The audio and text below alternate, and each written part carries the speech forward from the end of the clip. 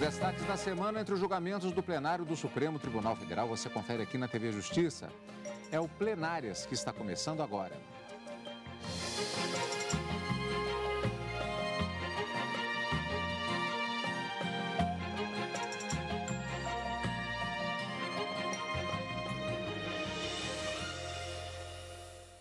Hoje, com as sessões dos dias 26 e 27 de fevereiro de 2014.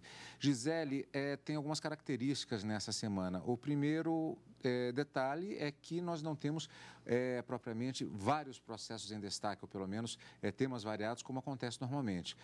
De longe, o grande destaque, de qualquer forma, é exatamente a ação penal 470, mais exatamente os chamados embargos infringentes na ação penal 470, o que motivou, inclusive, a realização de uma sessão extraordinária na quinta-feira pela manhã. Exatamente, Cadu. A pauta dessa semana se ocupou basicamente desses recursos apresentados na ação penal 470. Ao todo, constaram na pauta 11 recursos apresentados pelos condenados na ação penal 470 e eles questionavam aquela condenação que não foi por maioria, que não foi unânime, foi por maioria, e em relação aos crimes de formação de quadrilha e lavagem de dinheiro. Então, esse tipo de recurso, o Supremo Tribunal Federal entendeu que ele tem cabimento, os embargos infringentes, desde que, no mínimo, os condenados tenham recebido ao menos 4 votos pela absolvição. E foi nesse sentido que o Supremo Tribunal Federal iniciou, na semana passada, a análise dos recursos. Inicialmente, optou por analisar primeiro em relação àqueles que questionavam a condenação em relação ao crime de formação de quadrilha.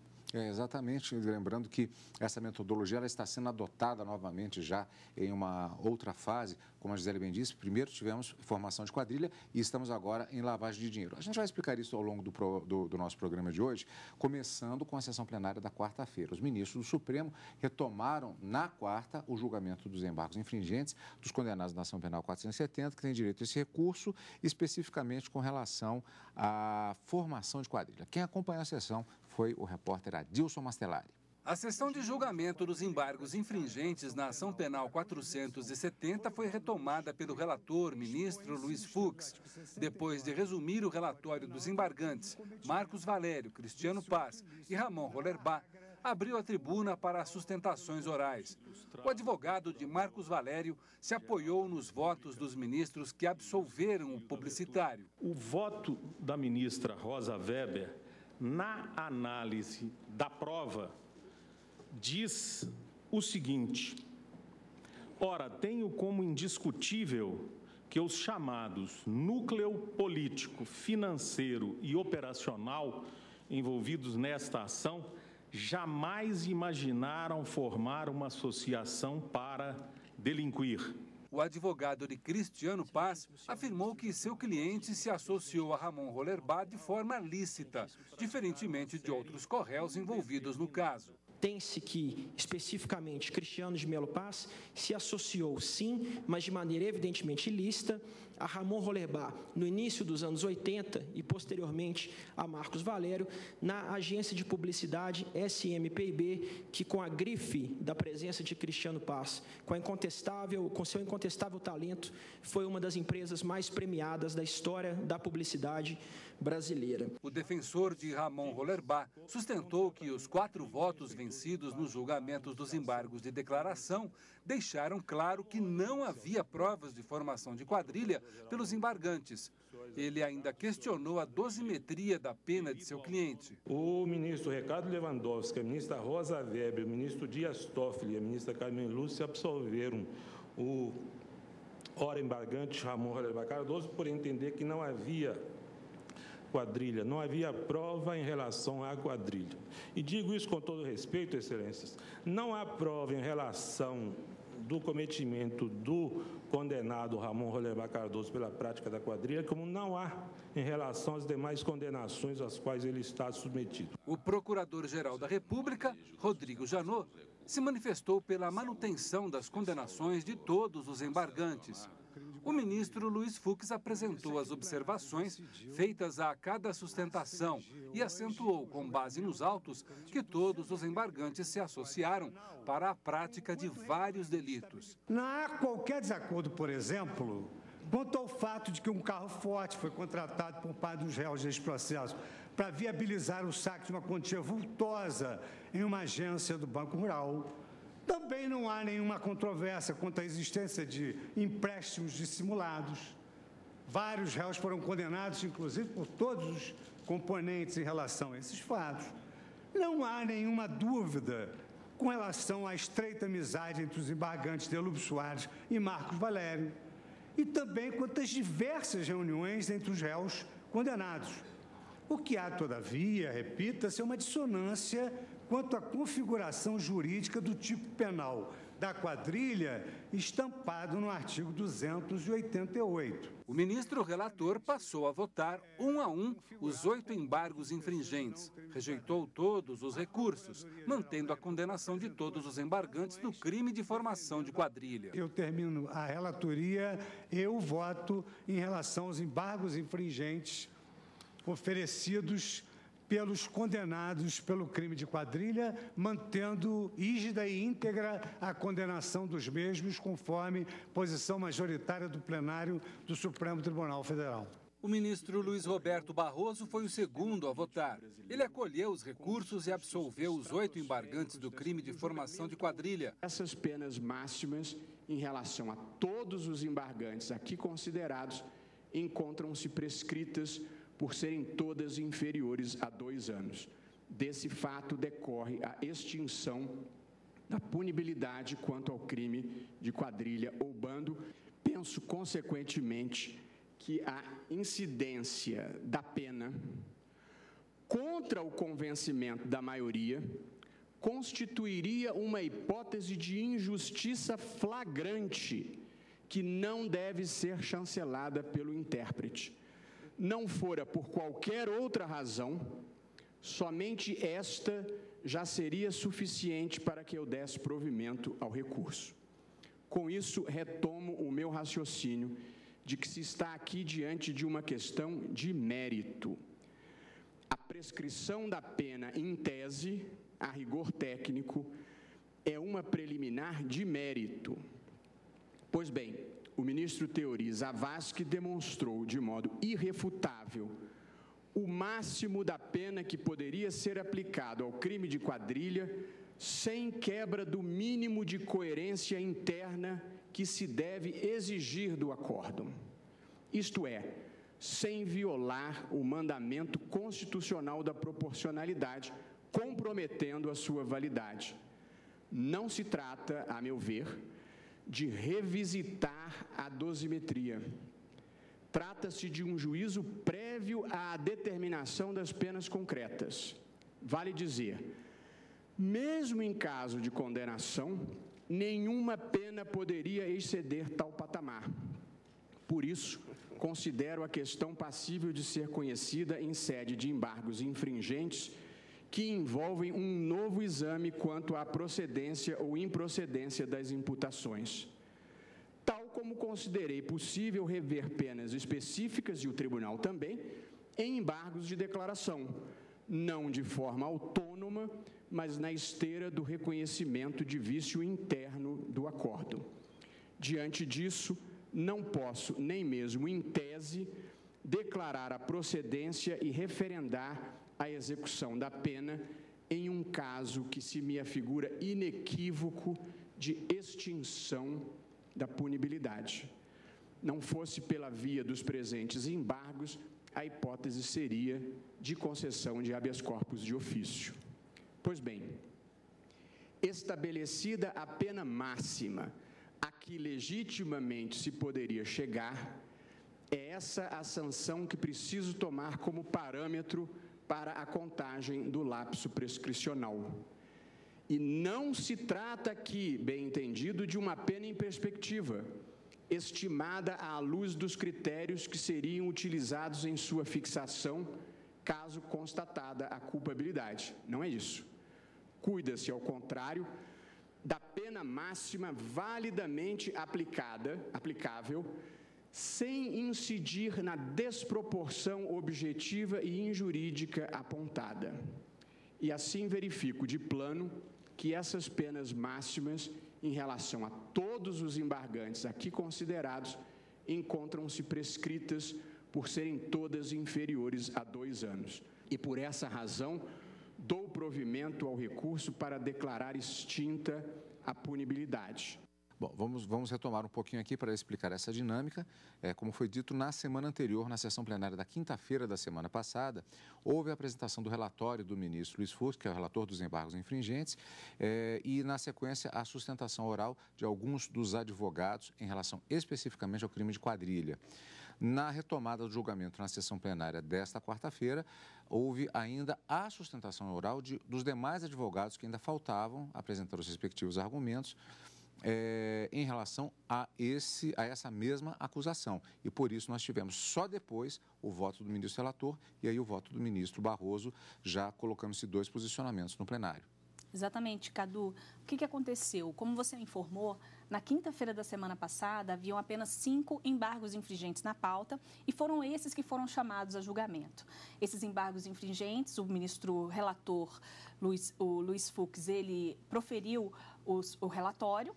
Logo em seguida, passou a palavra para a sustentação oral dos 5 advogados referentes a esses condenados. E, posteriormente, foi a vez do Procurador-Geral da República. A sessão foi suspensa e, já nessa semana, na quarta-feira, ela foi retomada com a leitura do relatório de mais 3 condenados, porque, ao todo, 8 condenados, 8 embargos infringentes discutiam a condenação em relação ao crime de quadrilha previsto no artigo 288 do Código Penal, na antiga redação.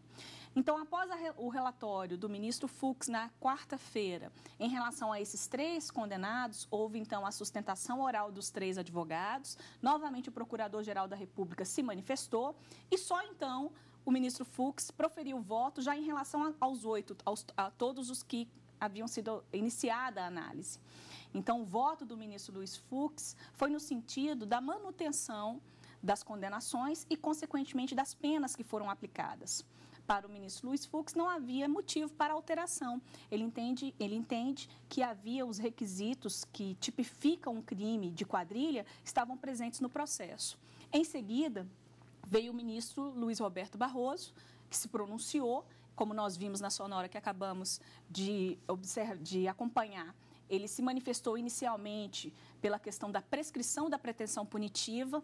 Isso acabou que não foi acolhido pelo plenário, mas foi uma manifestação inicial do ministro. E logo em seguida, em relação ao próprio mérito mesmo dos embargos infringentes, ele divergiu do ministro relator e entendeu que, neste caso, haveria, sim, motivo para que os embargos infringentes fossem providos, no sentido de que, para o ministro, não ficou caracterizado o crime de quadrilha, ficou caracterizado, neste caso, um concurso de agentes. E que, nessa situação, eles deveriam ser absolvidos e foi nesse sentido que ele votou. E a sessão foi suspensa a partir do voto, logo após o voto do ministro Roberto Barroso, na expectativa da retomada do tema no dia seguinte. E então, na manhã da quinta-feira, dia 27, o julgamento dos embargos infringentes foi retomado. Quem acompanhou a sessão foi a repórter Daniela Garcia.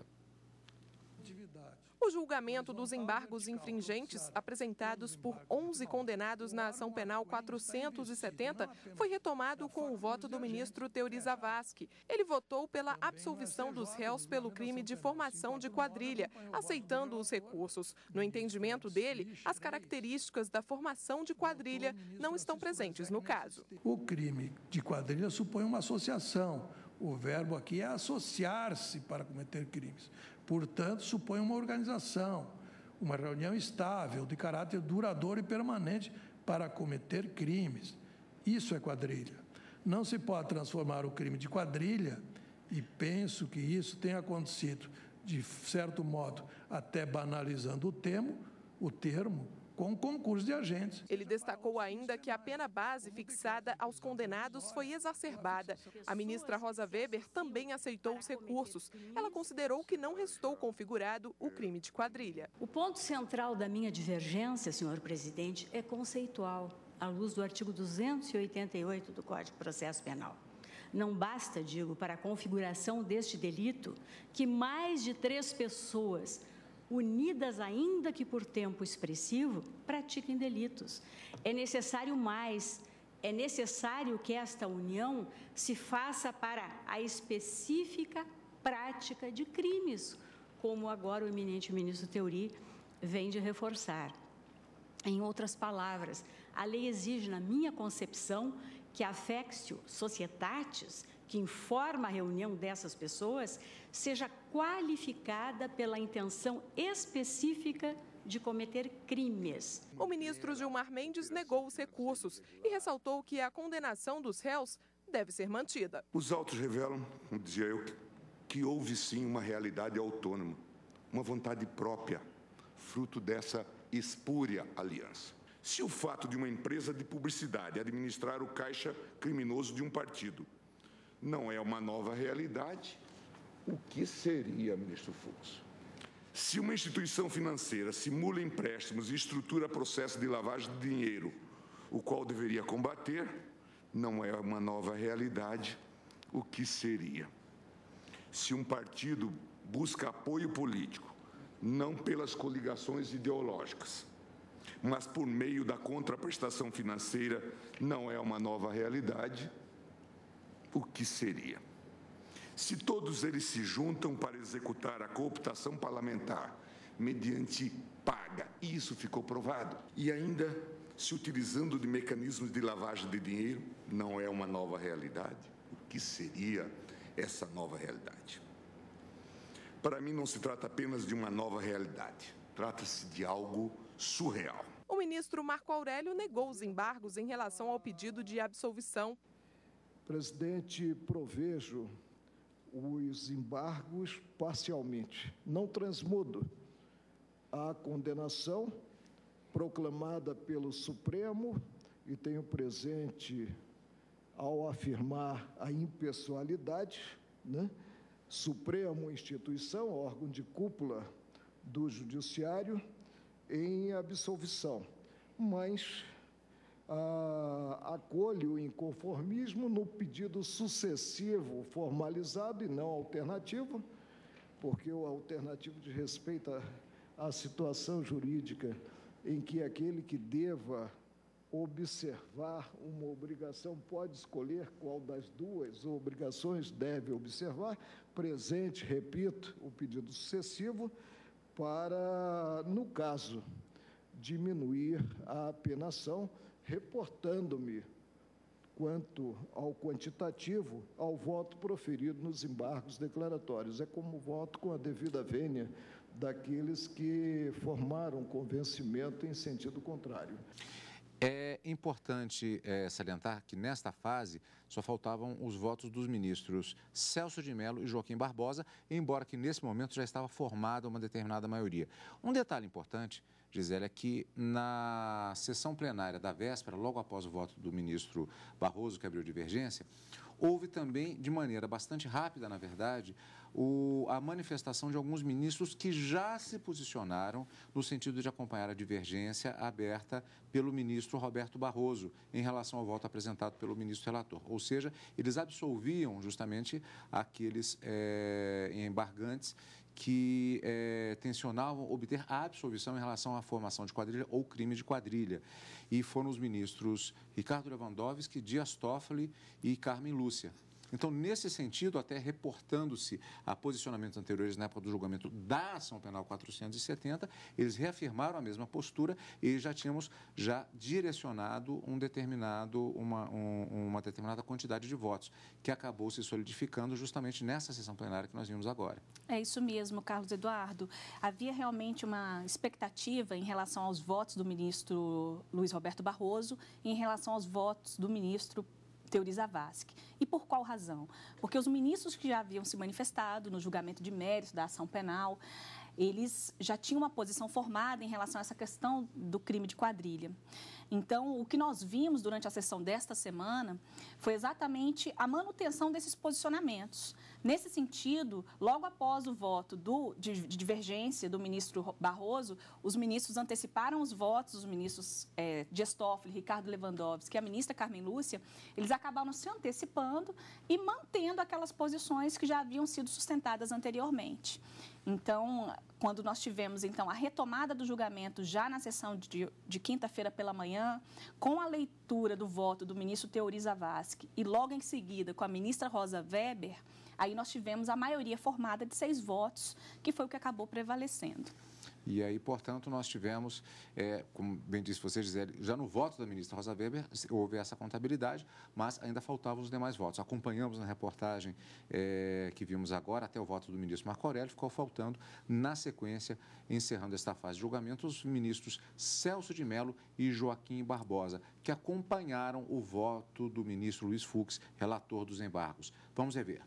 Tal organização, senhor presidente, tal organização visceralmente criminosa em seu aparato funcional e operacional não pode ser lenientemente qualificada como expressão menor de um simples concurso eventual de delinquentes, mas há de ser considerada em sua real essência e concreta dimensão como quadrilha composta por pessoas com e sem vinculação governamental e partidária, pessoas comprometidas ao longo de extenso período de tempo, entre 2002 e 2005, comprometidos com práticas criminosas, disruptivas da paz pública, pessoas que merecem, por isso mesmo, a repulsa do ordenamento jurídico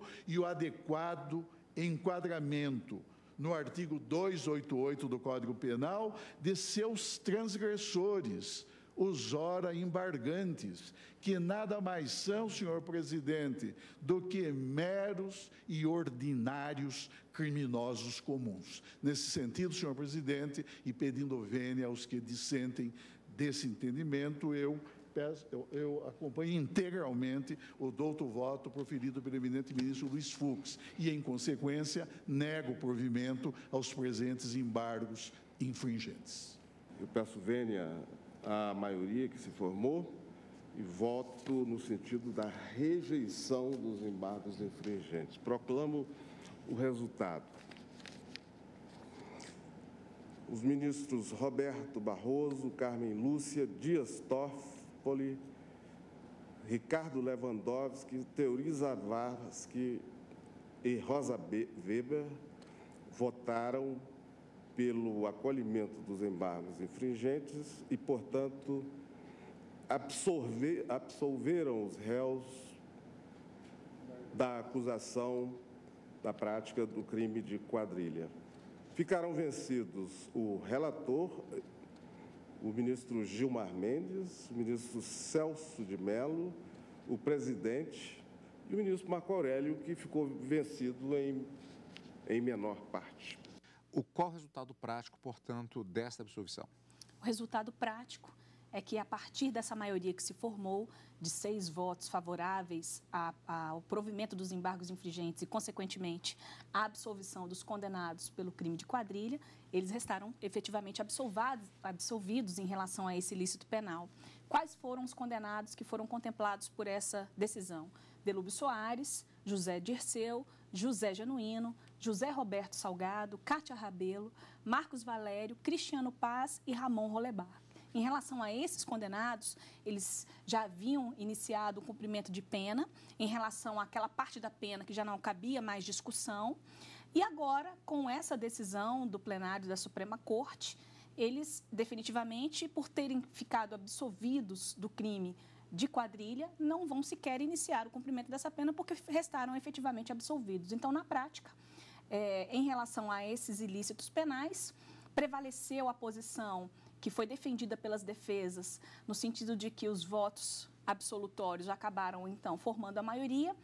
E a grande discussão aqui era saber se essa conduta configurava ou não a formação de quadrilha ou concurso de agentes. Para os ministros que formaram a maioria, a conduta praticada pelos condenados não configurou o crime de quadrilha.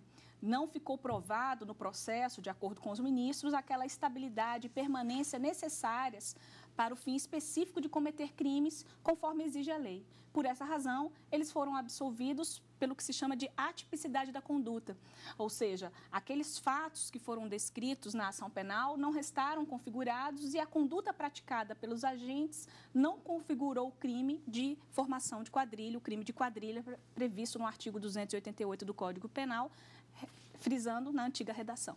O detalhe é que isso foi na sessão plenária da quinta-feira pela manhã. Na sessão da tarde de quinta-feira, houve a continuação de julgamentos de embargos infringentes. Desta vez, os advogados dos 3 condenados da ação penal 470, que entraram com os embargos infringentes em relação ao crime de lavagem de dinheiro, fizeram as respectivas sustentações orais. O Ministério Público também foi ouvido. Já o voto dos ministros ficou para a próxima semana. Vamos rever na matéria. O advogado de João Cláudio Genu, como outros colegas já haviam feito, defendeu seu cliente destacando votos de ministros que absolveram o embargante em julgamento anterior. É a condição do agente que age em cumprimento de ordem de autoridade superior e que foi reconhecido pelo acordo embargado como mero intermediário, seja absolvido da imputação de lavagem de dinheiro. Os advogados de João Paulo Cunha e Breno Fischberg defenderam que no processo não há provas que condenem os embargantes por lavagem de dinheiro. Por mais que se tenha esta operação ou estas operações por irregulares, por fraudulentas, e aqui não é o momento de discuti-las, elas não podem ser imputadas ao embargante. Em primeiro lugar, porque não há nos autos, em momento algum, indicação de que ele soubesse ou sequer desconfiasse dessas operações financeiras. Esses indícios que aí estão não são indícios que podem ser tomados contra o acusado, porque há outros que infirmam essas conclusões. Na réplica às sustentações de defesa, o Procurador-Geral da República, Rodrigo Janot, enfatizou que as provas que apontam a culpa dos réus no crime de lavagem de dinheiro são claras nos autos e rejeitou os recursos. Entende aqui também o Ministério Público haver dados concretos no quadro probatório que autorizam o desprovimento dos recursos. Por unanimidade, a Corte decidiu encerrar a sessão e concluir o julgamento após o Carnaval. Está marcado o entendimento que foi feito no plenário, justamente que deve ser retomado esse julgamento na sessão do próximo dia 13 de março e que nós vamos acompanhar ao vivo direto do plenário. Gisele, muito obrigado pela sua participação. Lembrando que a Gisele vai acompanhar também e estará presente no Jornal da Justiça, primeira edição, acompanhando estes e outros processos, tudo que é notícia no mundo jurídico, e encontro marcado também aqui no Plenárias e também no Direto do Plenário. E com a Gisele, no Jornal da Justiça, primeira edição, e um bom carnaval para você também, Gisele. Para você também, Cadu. E para você também que nos acompanhou, um bom carnaval e encontro marcado acompanhando as decisões do Supremo Tribunal Federal. Obrigado pela companhia e continue conosco aqui na TV Justiça.